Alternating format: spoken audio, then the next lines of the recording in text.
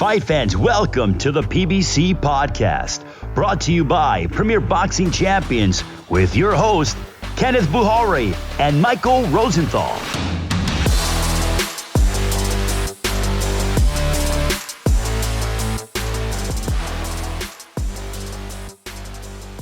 Welcome to the PBC Podcast. I'm Kenneth Bouhairie.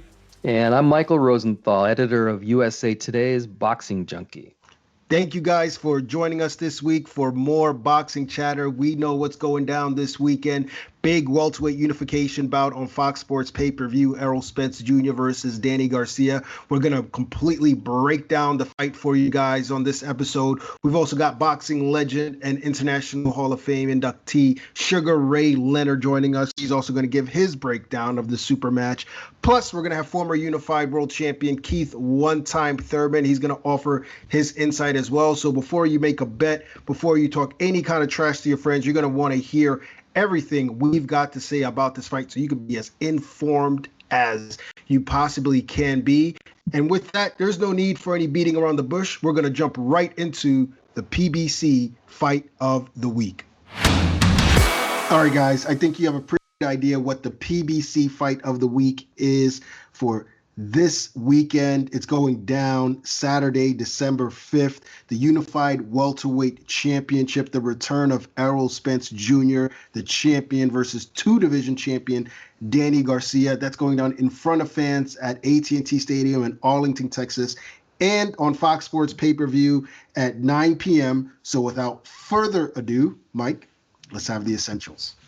Okay, let's do it. Spence, 26-0, 21 knockouts. Garcia, 36-2, 21 KOs. Last five fights, obviously, Spence is 5-0, 3 KOs. Garcia's 3-2 with 2 knockouts. Those losses were to Keith Thurman and Sean Porter.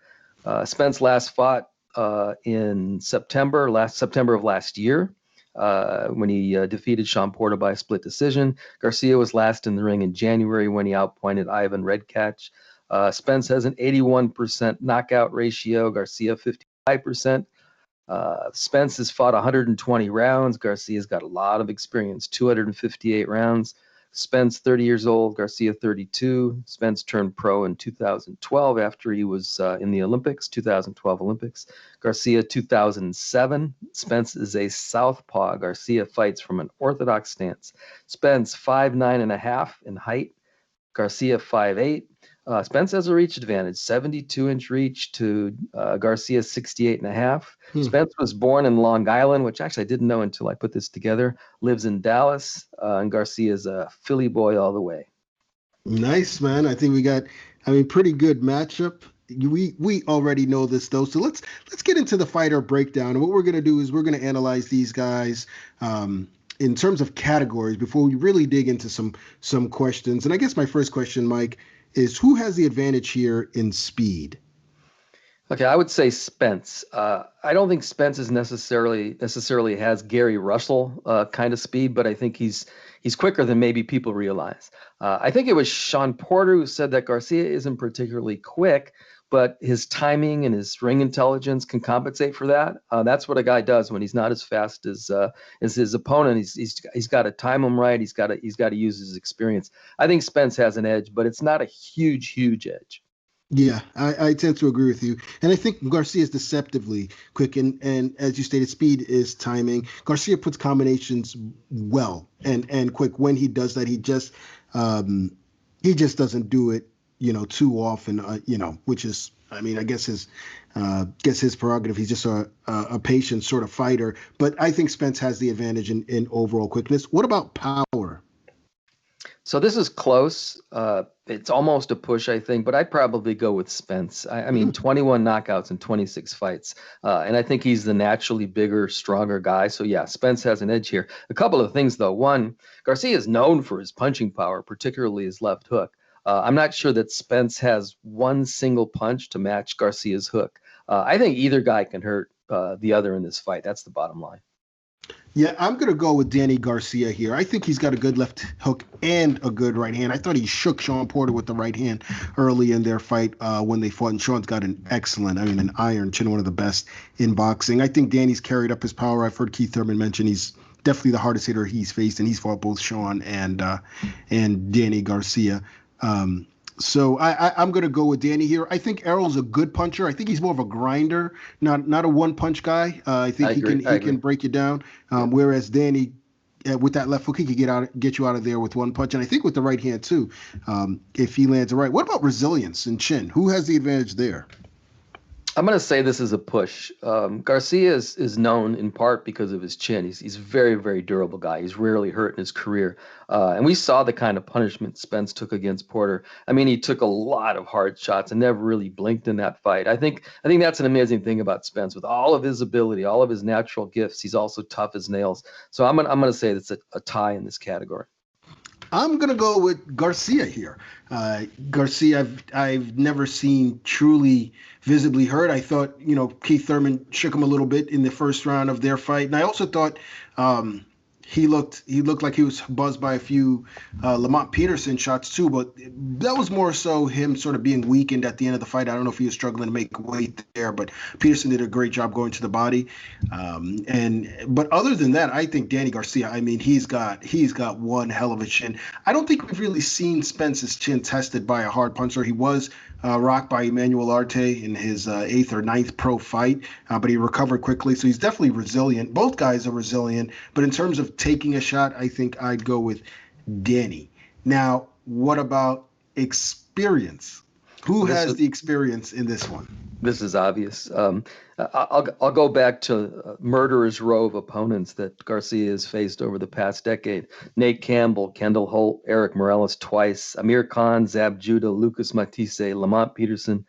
I have to take a breath. Paulie Malignaggi, Robert Guerrero, Thurman, Porter. I mean, that's just absolutely nuts. I like to go through that list because it's just so incredible. To say he's been there and done that is an understatement. Of course, Spence also has experience, just not at Garcia's level, but very, very few active fighters have that kind of experience. Yeah, and Garcia's got an extensive amateur background to add on top of that as well. Now, so does Errol. I mean, guy who's a former Olympian, plus he sparring with Floyd Mayweather, he was 3 or 4 fights into his pro career. So certainly has a lot of experience. But I think at the highest level, I'm going to go with Danny Garcia here. He has seen it all. He's been in there with all kinds of guys. He's been the underdog. He's encountered every single atmosphere that is possible for a fighter. So I think he has the edge here. Now, what about all around? Who do you think is better in terms of boxing, in terms of everything pretty much? I think you got to go with Spence. I think he's quicker, a little better boxer, probably a little bit bigger and stronger. So obviously these are key advantages that he'll have in the fight. And as I said, he's also a tough guy. And I think he's a smart fighter. Maybe that's overlooked to some degree. All that said, Garcia isn't that far behind really in any of these categories. In fact, I think he's close enough in all of them to win the fight if he's really on point in the fight. Remember, Garcia has all the experience. He won't be fazed by anything he sees in the ring. But yeah, to answer your question, I have to say Spence is the better all-around fighter. Yeah, it's kind of interesting. I'm realizing that out of the 4 previous categories, I thought Garcia had the edge in 3 of them.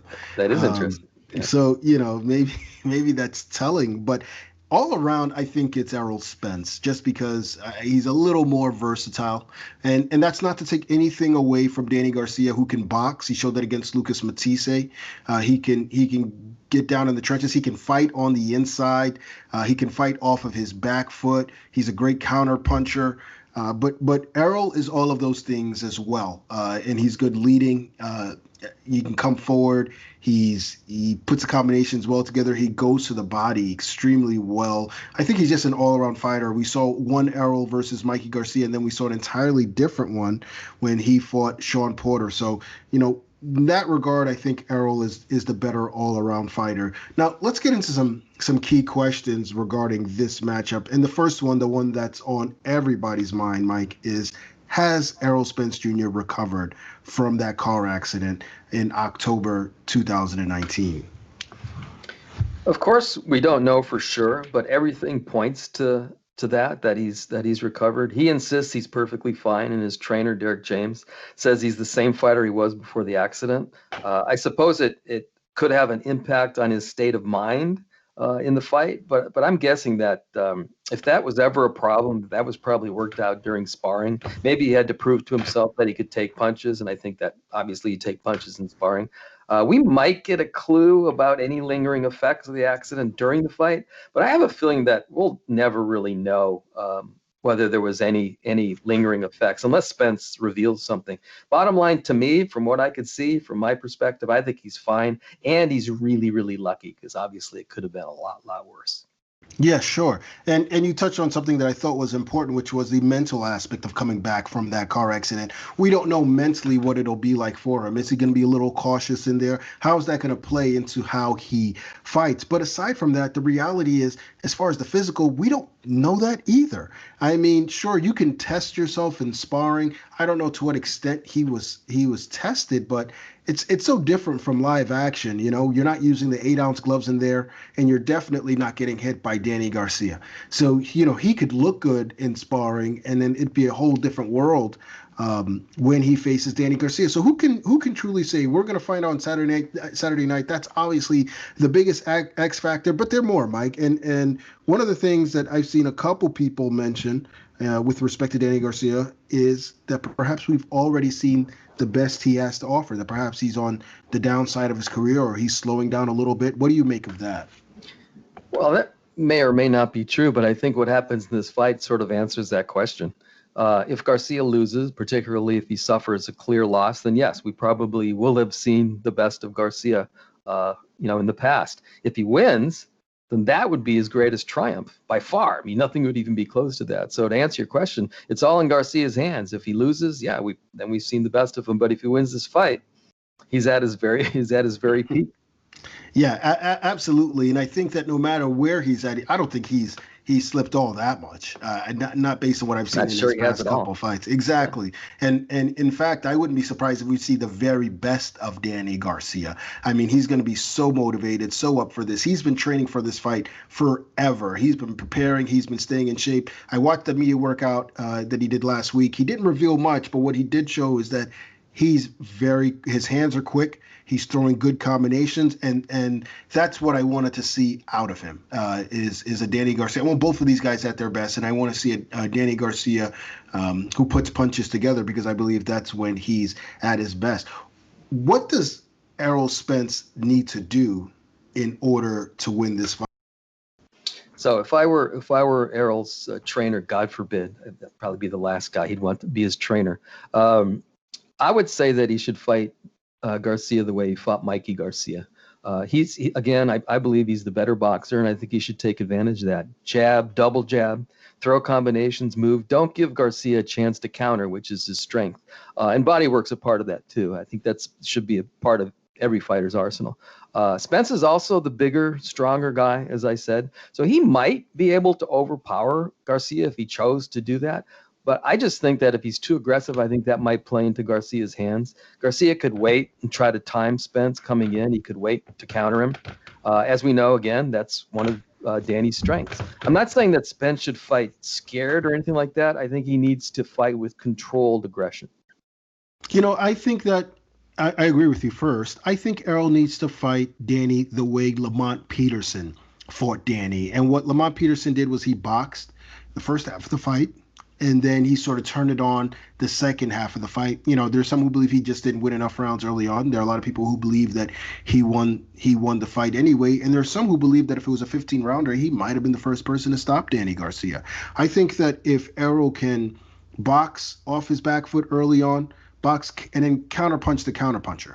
You know, Danny's going to be looking for counter-punching opportunities. Errol's got to look for that and work off of that, make sure he's out of range when Danny gets ready to throw. So I think if he boxes and invests in the body when he can, where he can, and just slowly try and wear Danny Garcia down. If he can do those things then and avoid the big bombs, I believe he can win a decision. If he's able to wear Danny Garcia down, I think he can even stop him. Now, what about Danny Garcia, Mike? What must he do in order to win? I think Garcia needs to be patient, but not too patient. In other words, he needs to be clever, pick his spots, but make sure he throws enough punches to win the fight. Sometimes Danny gets a little bit too inactive. Spence will come after Garcia at times. Garcia needs to do what I described above. He needs to wait for his opportunities to time Spence coming in, which is his forte once again. He has a lot of power. You never know what's going to happen if he lands, one or two big punches. Just one could turn everything in his favor. At the same time, I think Garcia could throw Spence off his game by jabbing, which he doesn't necessarily do that much, and going to the body. Again, going to the body can screw up anybody's game plan. I think that's important for Garcia. Anyway, I think that's what Garcia needs to do. Yeah, I think he definitely needs to go to the body. I also agree with you about the jabbing and the activity, but I also think he needs to find his distance, find his range, and when he does, he needs to punch when Errol Spence punches. He needs to throw when Errol Spence is throwing, and see what he can do. Danny is a very smart counter puncher.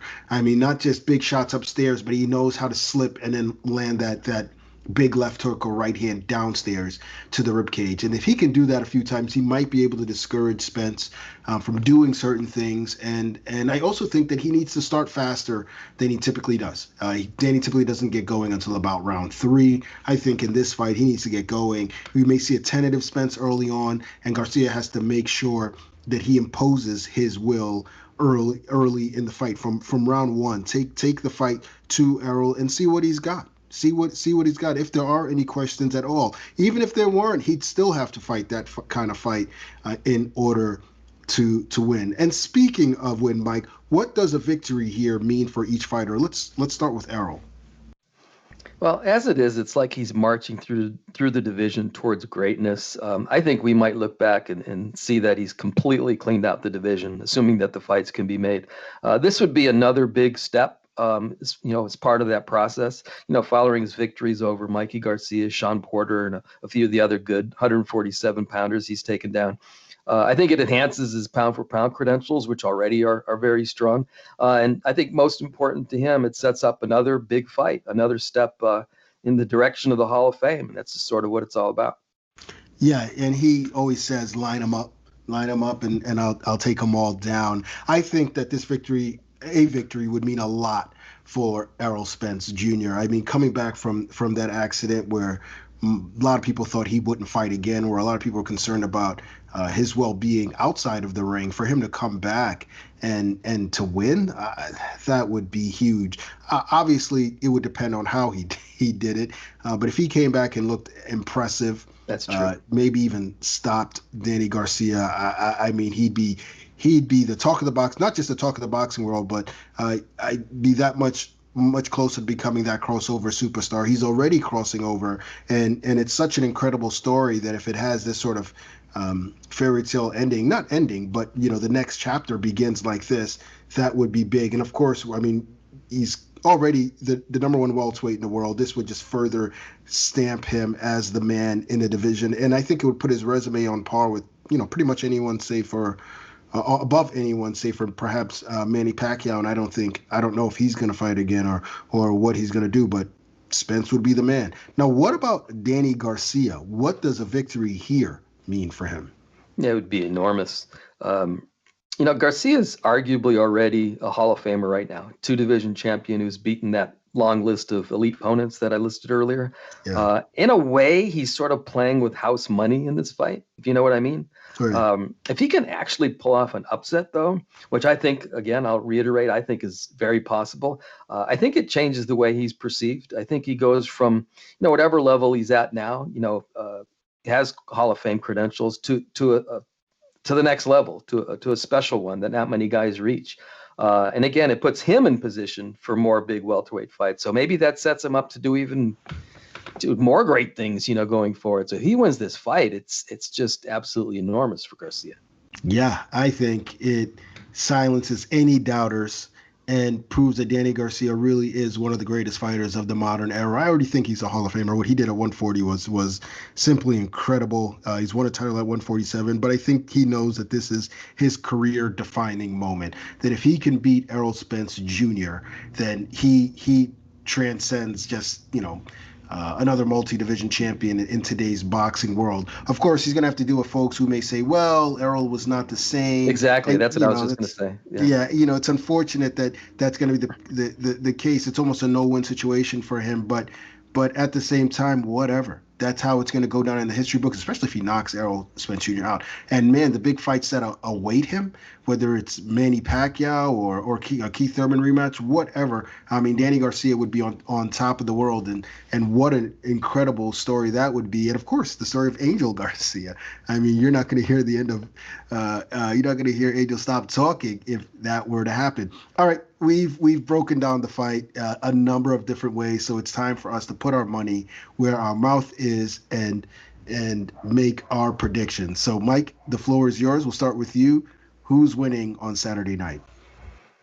I have to go with Spence because I think he has every advantage pretty much except for experience. And I think the power is even, although I think you bring up some good points on that too. I think he's quicker, better boxer, bigger, stronger, really smart on top of everything else. I just think that's going to be a little too much for Garcia to overcome. I want to be clear about something, though. Garcia, again, is a probable Hall of Famer. Is still near his best, if he's not still at his best. You cannot count out a guy like that. He has ability, he has power.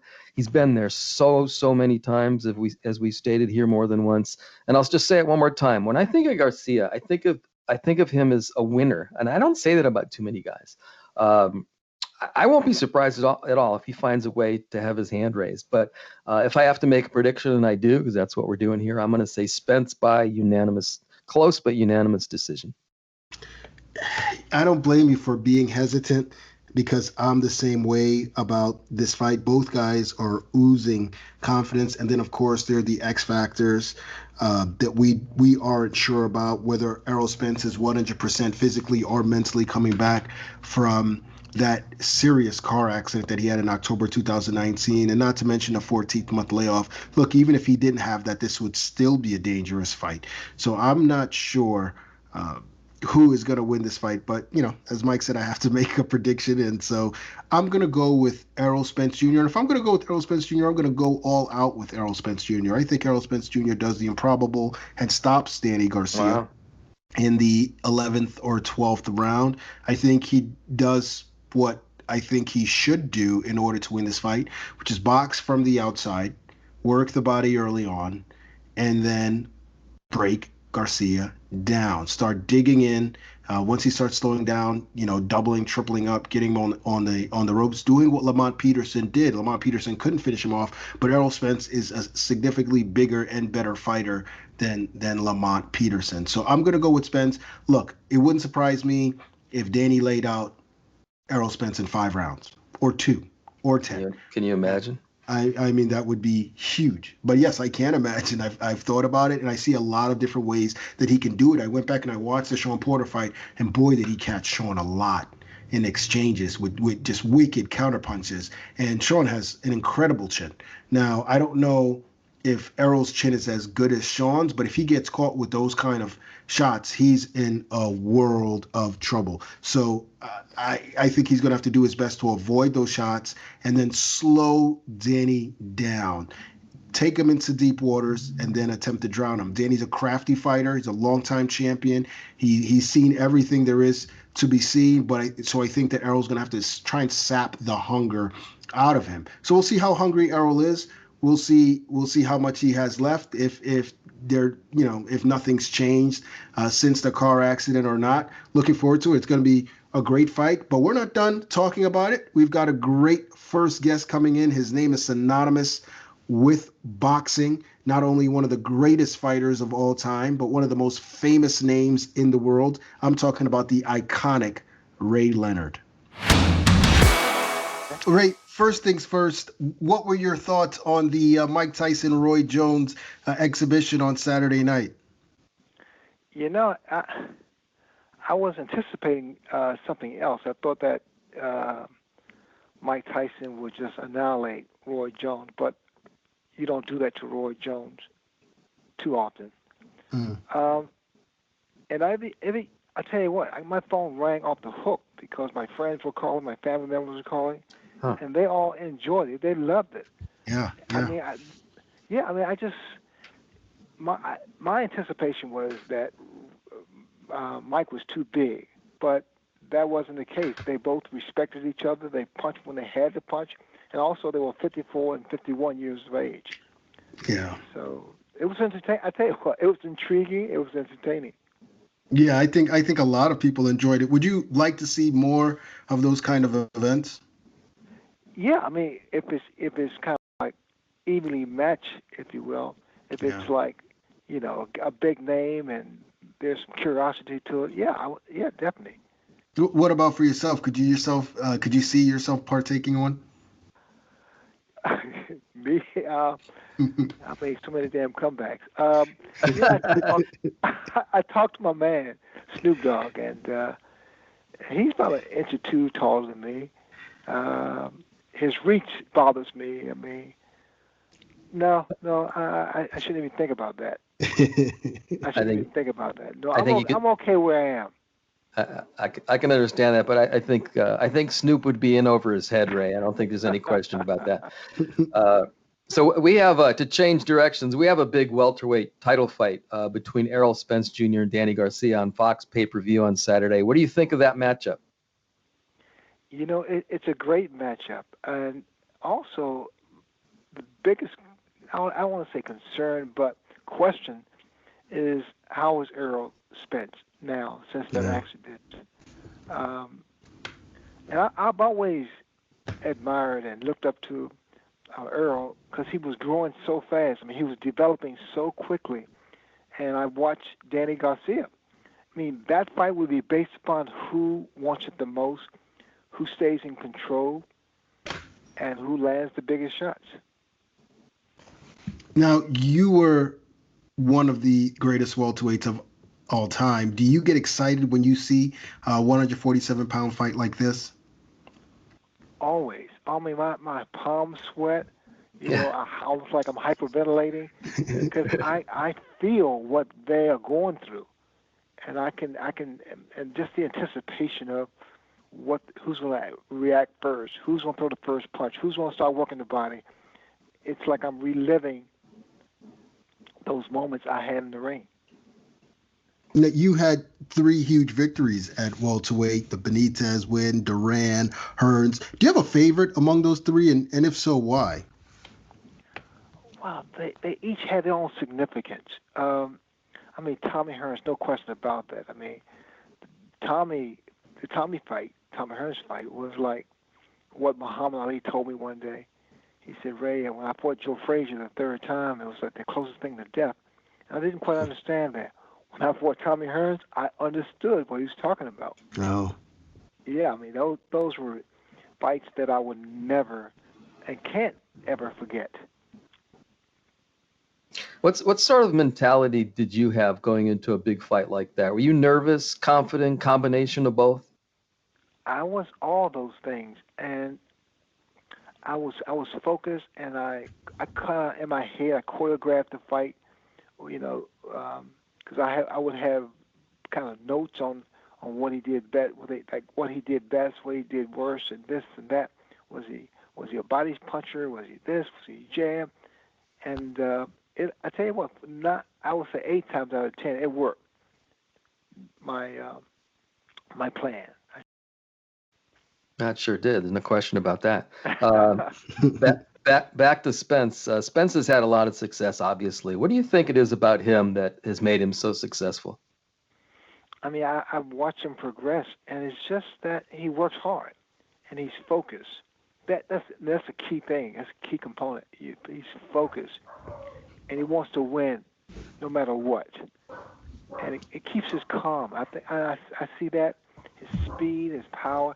He has all the elements of greatness. Do you think he could have had success in your era? I think they could. Listen, it's like no one. In other words, I would say this. When I was fighting Hearns, people didn't think I would beat Tommy or Hagler or whoever the case may be. You gotta feel. You have to believe you can win. And Errol has the talent and the assets and the tools to win. He could have dealt with us. Oh. Well, I guess my next question is, does he remind you of any welterweights from your era at all? No, Errol just has his own style. I mean, and that's what majority, 90%. I mean, fighters have their own style, their own little thing. You know, it's like Mike Tyson when he goes inside, he throws that right hook to the midsection to the body and doubles up it to the uppercut. I mean that's a great combo, an effective combination. But everyone has their own little thing, their own little style. Got it. So Spence you mentioned the car accident. Spence is coming back from that horrific car accident. He's lucky he's alive. He hasn't fought for more than 14 months. Now, obviously, this is not a direct parallel, but you came back from a detached retina, which was a pretty serious injury, and you had some long breaks in your career. What's it like coming back from such adversity? They're as strong as we may appear to be mentally and physically. There is a bit of, I don't want to say fear, because fear for a boxer, saying it to describe a boxer, is not cool. It's just say we're more concerned. But when I was scheduled to fight Hagler, I believe I could beat him. Was there any time that I thought that I couldn't win? I mean, one time, maybe twice, because I said I wanted to make sure that I had my same speed and this and that. And being inactive for, what for me was 5 years, you just don't really know. Although you look great in the gym, but when you're in that actual ring against that actual guy, that champion, it's a mental thing, it's a spiritual thing, it's a psychological thing that comes into play. So when you were in there with Hagler, that's a perfect example. When you were in there with him, did you feel like you were the same fighter that you had been? Oh, I believe that. And the thing, I'm glad you asked that question, because what justified it was I threw the first punch. I landed the first punch, a jab, and I said, this stuff still works. It was just that simple that made something so great. I mean, that was what happened in that ring. Did you have a different mindset after you returned? Yeah, I mean, also, you guys may not remember, but what happened, about 5 days before the Hagler fight, I got hit by Quincy Taylor. I mean, I was almost knocked out. I mean, I was that close to being knocked out. He pulled back, thank God. And because I was going to fight Hagler toe-to-toe, because I knew he had scar tissues and everything, I was going to use that. Figured that would be my best bet to win. And thank God he hit me, almost knocked me out. That made me say, I need to box this guy. I didn't know that. Yeah. The same thing with Duran, the first fight. He upset me. He cursed me. He did all those things. He insulted me. He insulted my wife. And he took me out of my game plan. Same thing. It's the mindset. Well, you got him back though, Ray, in the rematch. Absolutely. Yeah, absolutely. I think that's my favorite fight of all time, I think. Well, the ones that I win, that was my favorite. Perfect. Now, Errol Spence is fighting Danny Garcia, 2-division title holder. He has a lot of big wins. What are your impressions of Danny Garcia? Well, Danny, again, I've always watched, and I like what I saw in Danny. Danny's just a tough cookie, never give up, and he's just so focused. He's tough. It's hard to describe his style, but to me, he's just that. And you got to be that kind of that animal, that guy, that fighter, that champion, and he has that. He has those qualities. So Spence is favored to win the fight. I mean, I've seen odds like 3.5, 4 to 1. Did you pay attention to odds when you were fighting, or was that sort of irrelevant to you? Well, I fed off that, and that's another good question. But I fed off that when I in the crowd, now there's no audience because of the pandemic, but I needed that. I fed off people, the fans. So that would have been a whole different thing for me if I was fighting today. Got it. Okay, so to summarize the whole Spence Garcia thing, you alluded to this before, but how do you see the fight playing out? Again, I mean, I don't know, and no one knows what Errol has or what was taken away from him. But again, from what I've seen in Errol Spence for these years, is that he will overcome. But then again, it's not guaranteed. You don't want to bet your house on it, because Danny Garcia has what it takes to have an upset. This is a very good. Put it this way: this is a very good matchup. Yeah, and in the circumstances with the car accident, it's a very unusual situation, though. I can't really think of a parallel to this. Yeah, you said the same thing. It's like what we said about Mike Tyson and Roy. As I was saying, well, Mike Tyson's too strong, but then I said, I forgot, this is Roy Jones, and somehow, some way, he was able to get away from those punches. But then Roy said those body shots were really hurting. Yeah, it really did some not damage per se, but he felt those punches. Yeah, I felt the punches watching them. So yeah. So hey, Ray, listen, it's beyond a pleasure to have you on the podcast. We really, really appreciate you taking the time to be with us. All right, guys. Thanks so much. Okay, Thanks, all Ray. the best. Take care. Take care. Bye. Two of the best fighters in the world. Errol Spence Jr. Dominating. Danny Garcia. 21 knockouts apiece. The true first. They fight for their legacy Who's the greatest of right now? in the biggest fight of the year. You line them up, I'm gonna knock them down. I want you next. Let's get it on. Destiny collides. Undefeated welterweight champion Errol Spence Jr. versus Danny Garcia, December 5th on pay-per-view. I will never back down. All right, it's time for Mike and I to go toe to toe. Now, every week we typically debate or discuss a topic or two, and this week the discussion is related to the big fight Saturday night. Again, Errol Spence Jr. versus Danny Garcia, the unified welterweight world championship on Fox Sports pay-per-view. We're going to discuss the biggest welterweight bout we've ever attended. So, Mike, I'll start with you. What was the biggest welterweight bout you ever were a part of?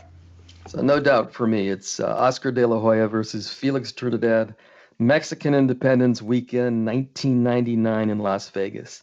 If you remember, De La Hoya was the biggest star in the sport at that time. And Trinidad is a knockout artist and arguably the most exciting fighter in the sport. Both guys were young in their primes. Both guys were undefeated. It just had all the ingredients of a super fight. I remember the hype was just immense.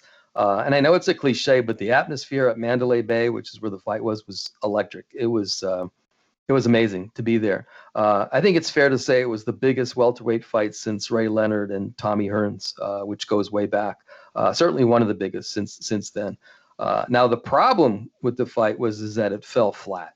It was the biggest. It was far from the best. It definitely didn't live up to the billing. De La Hoya, in my opinion, sort of made a fool of Trinidad for 8+ rounds by outboxing him. I don't remember who I was sitting next to, but I remember leaning over to the guy going, man, this is embarrassing. He's like really embarrassing, this guy. I think he sort of set the blueprint that Bernard Hopkins and Winky Wright used to more or less shut out Trinidad. I think he won maybe 1 or 2 rounds in both those fights combined. He was a great fighter, but a limited boxer. But anyway, and then all of a sudden, starting in round 9, De La Hoya just stopped what he was doing and started running. He ran the last 3 rounds, which opened the door to Trinidad to win a disputed decision. I'll still say it's one of the worst decisions in my career as a boxing writer, maybe the worst decision, certainly one of them. I had it 116-112 for De La Hoya 8 rounds to 4. I thought he dominated, except for that weird ending. And what happened in that ending, and I'll close this out, is he sort of gave up the right to complain. When you basically just run away for 3 rounds, you really can't complain when you end up on the wrong side of a disputed decision. So huge fight, also a disappointing fight. Yeah, disappointing is about the only thing we agree on with respect to that fight. It was a close fight. I think looking at most people thought that Oscar De La Hoya won, but looking at the list of writers, and including Harold Letterman, who scored the fight, nearly all of them had it a 1-point victory for Oscar De La Hoya. That's something that sticks out in my mind. I thought the first round could have gone either way. I thought Trinidad clearly won the second round, but then from then on, Oscar, I think, won the majority of the rounds up until about round 10 or so, and that's when he began to run. However, there's a reason why he ran. He didn't run just because he simply didn't feel like it. simply because he felt like it. Both fighters came in with their game plans, and only one of them had the right one, and that was Felix Trinidad. And his game plan was to break Oscar down and stop him late. And there's no doubt in my mind that Oscar De La Hoya realized that Felix Trinidad was going to stop him. And that's why he got on his bike and ran. Now, there are fighters who feel they've built a big enough lead. They typically showboat and run in the final round. They won't do it 3 or 4 rounds before. There's no one on earth that would do it 3 or 4 rounds before. The reality is, if Oscar De La Hoya was outboxing and beating Felix Trinidad so much in those first 8 or 9 rounds, why didn't he just keep doing it? But he wasn't. And that's why he decided to just get on his bike, move around, run around the ring, and make it one of the worst big fights I've ever seen, if not the worst big fight. I think it is the worst big fight I have ever seen. I remember my older brother recording over that fight probably a week or so after that with something else, maybe a soap opera, a novella or something, anything to get our minds off of that Jeopardy, because it was that bad a fight. And you're right, Oscar De La Hoya cannot complain about the decision, and he can't take back what he did on that night, but he knows somewhere deep in his heart that he ran because Felix Trinidad was putting it on him and was going to stop him. And if that were not the case, he would have continued doing what he was doing.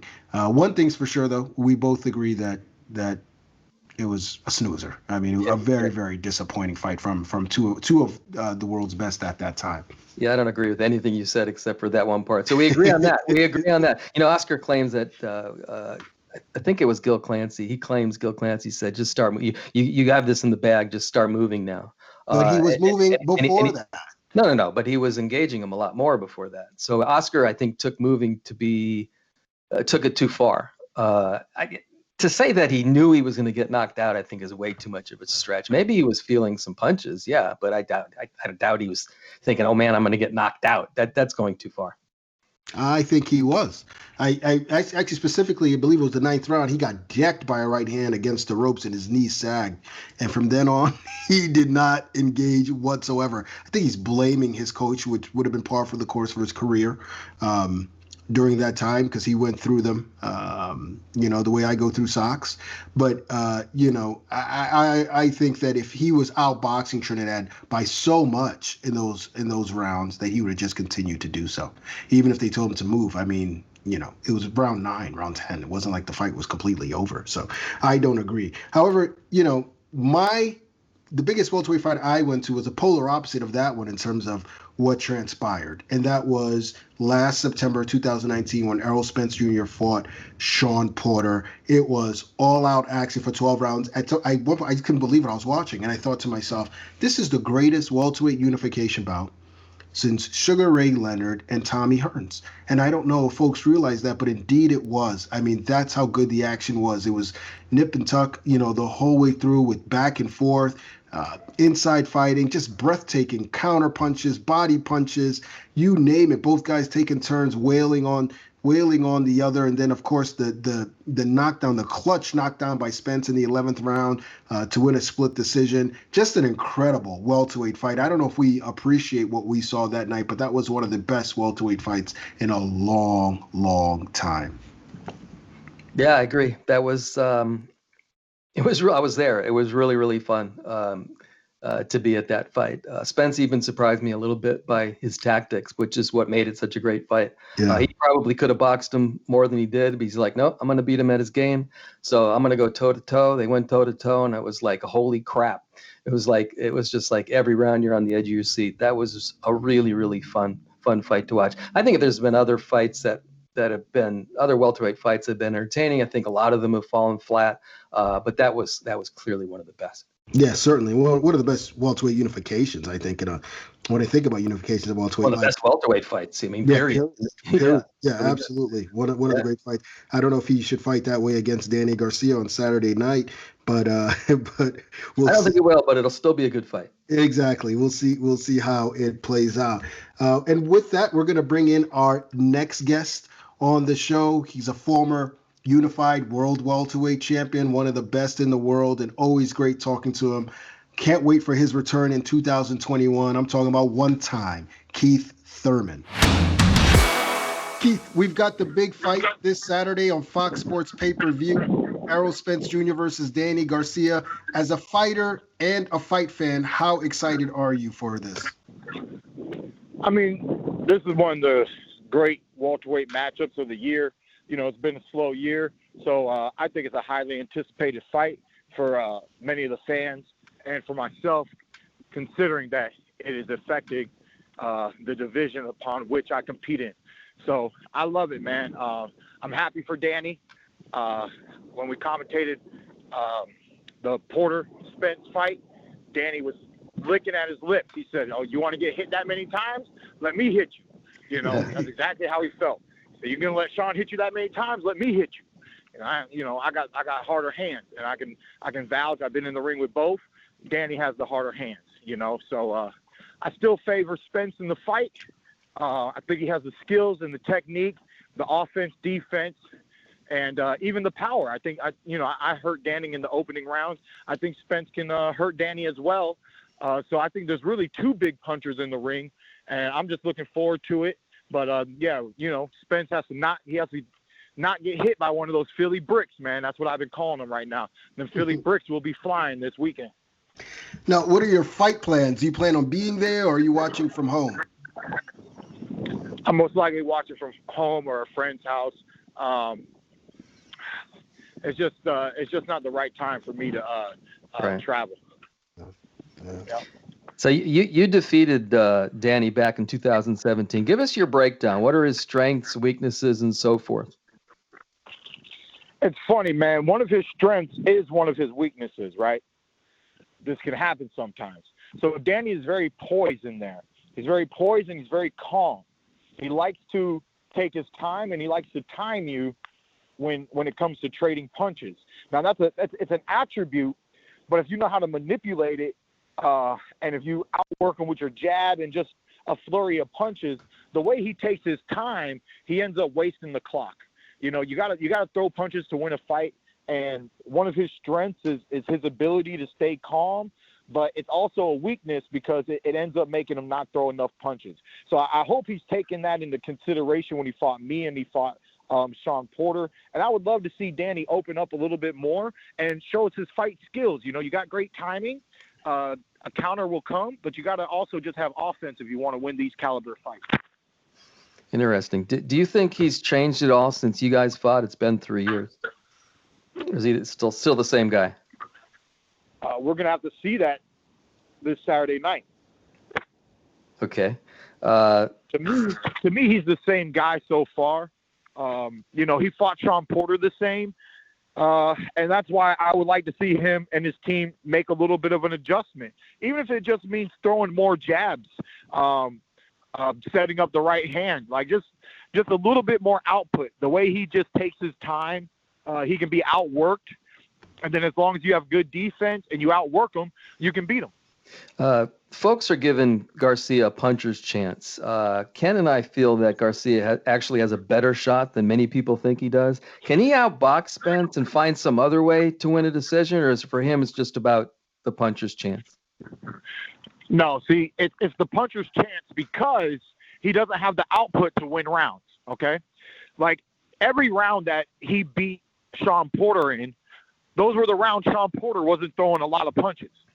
Anytime Sean Porter threw a legitimate output, Danny Garcia cannot win those rounds. That's Danny's problem, is that he's too easy to sit there and just outmaneuver with simple action.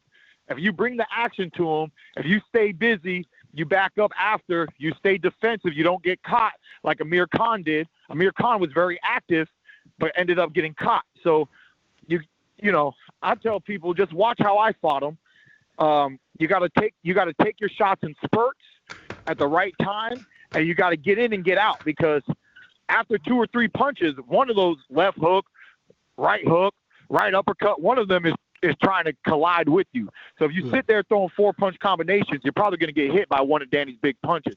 But if you box in spurts, bop, bop, bop, bop, bop, or if you do what Sean did, which is after the spurt, you smother, it makes it a little bit more challenging. So there's ways to get around, Danny's countering abilities, But I don't see him ever winning rounds because he doesn't naturally put out the output of jab, jab, jab, right hand, left hook.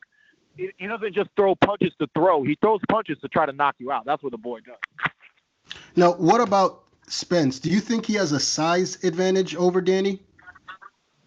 Definitely. Danny Garcia was undefeated at 140 pounds. Right. Now, what would be your assessment of Spence in terms of his strengths and weaknesses? His weakness is not that weak. You actually have to just have to fight him. You have to fight him before you can ever get into a weakness. And Sean Porter showed that, when you go sit there toe to toe, he's going to take a few more punches, but his strength is setting you up on that jab, getting you, bullying you with body language, getting you up against the ropes, and then just teeing off. It's like he's playing t-ball. Once when he gets his opponent on the ropes, he goes with that right uppercut to the stomach, or the left uppercut to the stomach, the right hook to the head, then switch it up, right hook to the body, right hook back up to the head, left uppercut back into that solar plex. He just starts teeing off on people when he has them up against the ropes, and he can pin them down with the jab. So I think whenever he has somebody pinned down with the jab, that's a very strong point in his boxing style. Now, everyone's talking about whether or not he'll be physically there because of the accident, but is there something to be said for the mental side? Do you think he may be affected mentally by the accident when he fights on Saturday? It all has to do with his body. I know a lot about competing with injuries. I know a lot about competing after surgeries, competing after layoffs. It really just comes down to him, how well he's taken care of his body this year, how well he's recovered and done his physical therapy, after the accident. And, he desires to remain champion. I'm pretty sure we're going to see everything.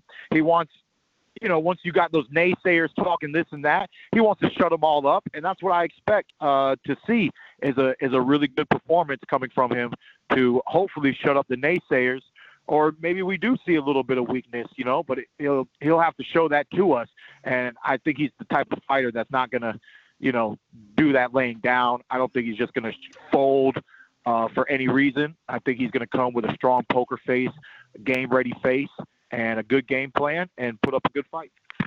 Keith, you mentioned the layoff. He'll be off for 14 months. Is that really all that relevant? I mean, people like to talk about the time off, but how important is that?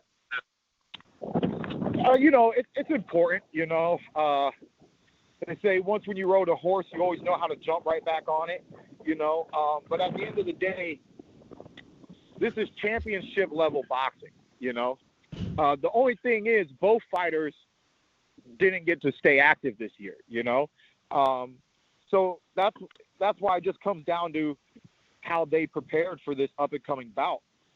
I think, like I said, man, he's coming off of a surgery. There are things that are happening. But as much as it can almost feel like a setback, it can also be the fuel to just keep motivating you to come back stronger, So he's a great champion, and I expect a great performance. I do expect a great challenge out of, Danny Garcia. But, I that's what I really hope is, how much is the challenger stepping up to the plate? I know how eager he was to get this matchup. I know what it feels like to ask for fights. I asked for Danny back in those days, and Danny took one tune-up and then signed a contract to fight me, and I was very grateful for that opportunity, and I respected that he wanted that tune-up. But when you want somebody, man, and it's a great feeling. I just love those kind of fights when somebody really wants somebody and they get what they want, and now we get to see what goes down. Yeah, we're excited about it too. You mentioned what Danny needs to do. He needs to be active. What single thing do you think Errol needs to do to come out on top? Just box smart. He has all the capabilities. He's an undefeated world champion for a reason. He's fought some great fighters. The only difference is, he is in there with a man that has some stone hands, like Roberto Duran, hands of stone. He's a big punching 140-pounder that's now welterweight. Danny's bulked up. I've seen some of his weight training on IG. It's very exciting, man. It looks like he wants to stay focused on the power. I just hope that, he's still stretching. And like I said, man, hoping to see a little bit more output. I know he's got that punch and power, but he might do one of them little shoulder rolls, right uppercuts. You never know. Danny doesn't lie down for nobody. He definitely didn't lie down for me. So, it's going to be interesting. But I do see certain fighters of certain calibers being able to outclass Danny Garcia, and Errol Spence is one of them. So do you think Errol could potentially stop Danny? Oh, definitely.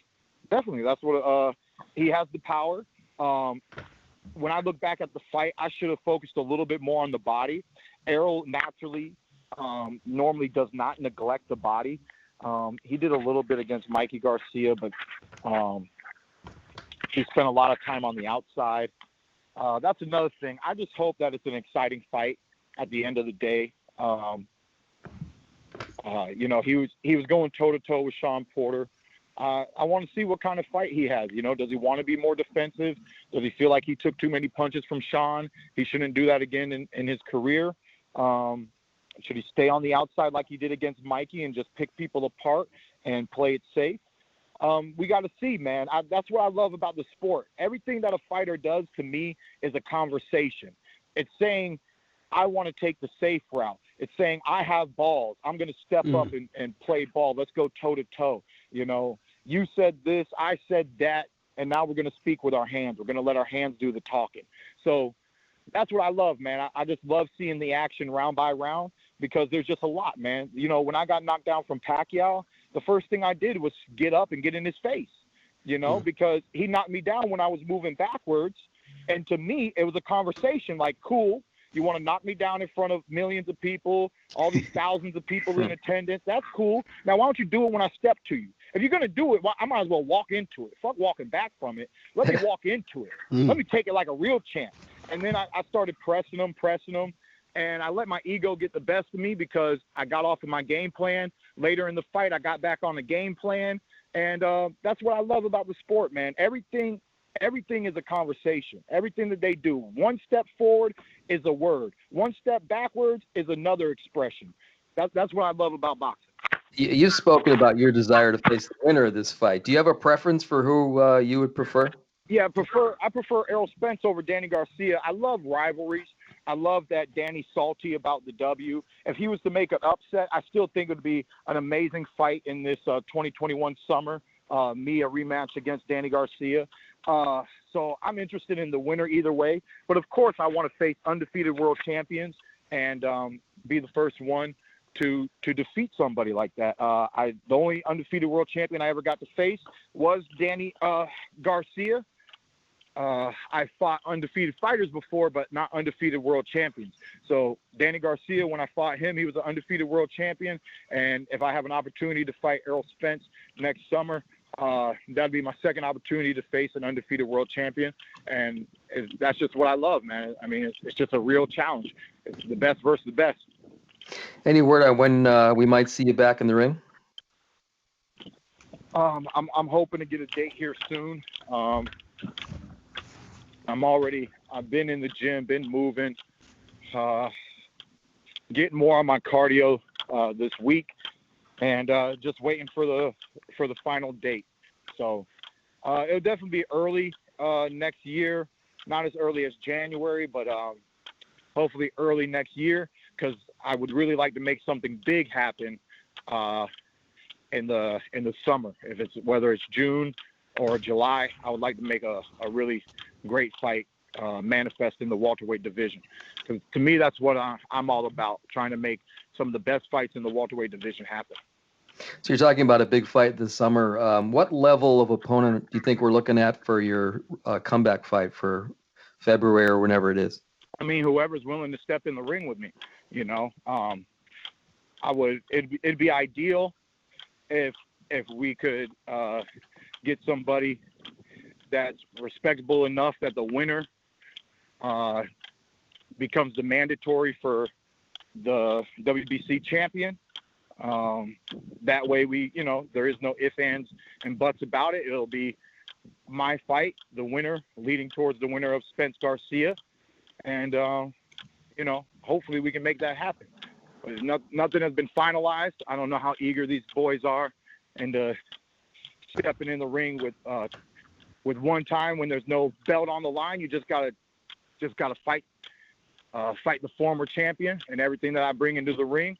But it's going to be action. It's going to be a great show. Whatever I do, man, because I'm just trying to come back better. Trying to come back harder, and just show the world that my best performance has yet to come. I just turned 32. I still got several more great years in this beautiful sport, and I just want to manifest the best of my abilities and show it to the world in the ring. Great stuff as usual, Keith. Thanks so much for taking the time to be with us. All good, man. My pleasure. Two of the best fighters in the world. Errol Spence Jr. Dominating. Danny Garcia. 21 knockouts apiece. The true curse. They fight for their legacy. Who's the greatest of right now? In the biggest fight of the year. You line them up, I'm going to knock them down. I want you next. Let's get it on. Destiny collides.